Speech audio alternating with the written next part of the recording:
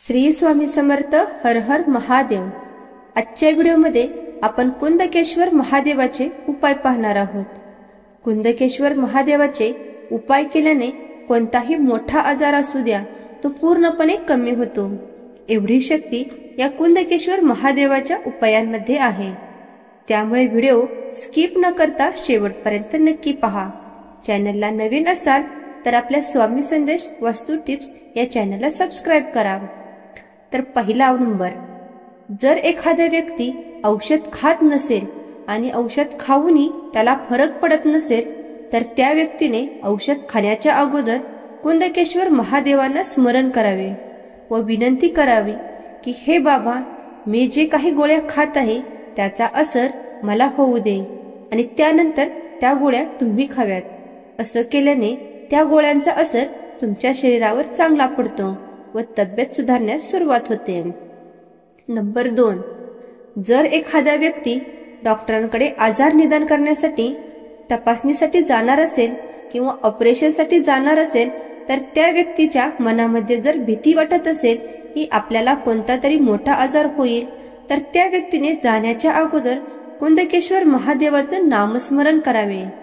नामस्मरण करण्याने त्या व्यक्तीचे रिपोर्ट 100% नॉर्मल येतील. नंबर 3, कुंदकेश्वर महादेवाचे नामस्मरण करण्याने ऑपरेशन सारखे आजारही कमी होतात व कोणताही रोग नॉर्मल त्याचे रिपोर्ट येतात. कारण कुंदकेश्वर देवता आहे रोगमुक्तीचे देवता. त्यामुळे दवाखान्यांमध्ये जाणार असाल तर त्या अगोदर कुंदकेश्वर महादेवाचे नामस्मरण आवर्जून करावे. मनातील सर्व भीती निघून जाते आणि सर्व रिपोर्ट नॉर्मल येतात. नंबर 4, जर एखादा व्यक्ती रोगाने खूप त्रस्त झाला असेल तर त्या व्यक्तीने घरातून 1 लोटा जल म्हणजेच 1 तांब्याचा तांब्या भरून महादेवाच्या मंदिरामध्ये जायचे व महादेवाला त्या पाण्याने अभिषेक घालून बेलपत्र शंकराला अर्पण करायचे. त्यामुळे सुद्धा व्यक्तीच्या आजारामध्ये सुधारणा होण्यास सुरुवात होते.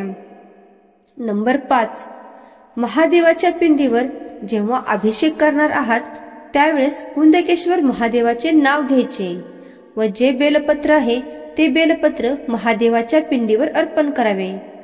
आपण जो बेलपत्र अर्पण करणार आहोत तो बेलपत्र त्याच्या दांडा म्हणजे अशोक सुंदरीच्या बाजूला असावा आणि त्यानंतर 1 लोटा जल म्हणजेच 1 तांब्याचा तांब्या थोडे थोडे पाणी करून ते पाणी महादेवाच्या पिंडीवर अर्पण करावे.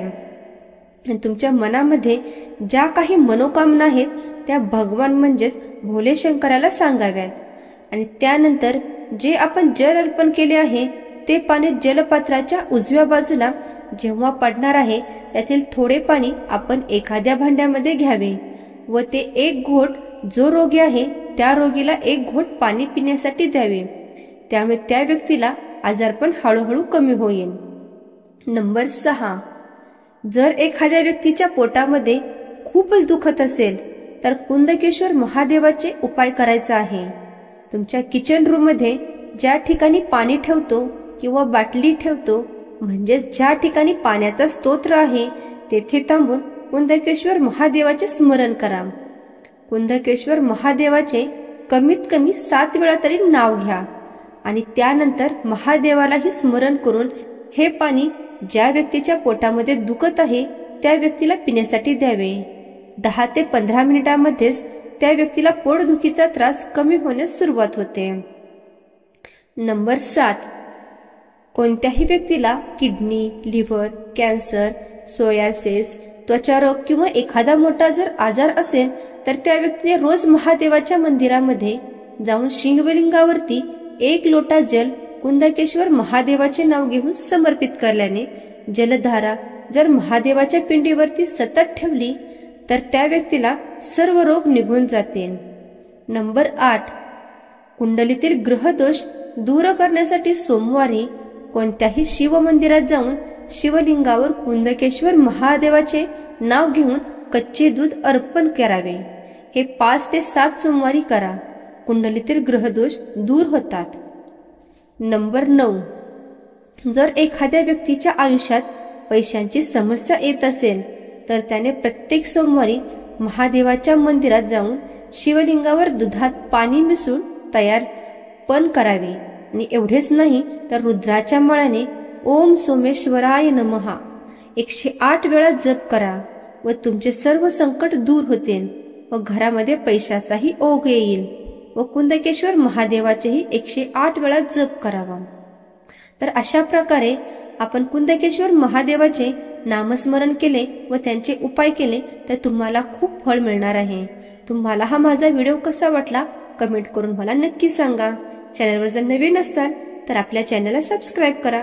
श्री स्वामी समर्थ। हर हर महादेव।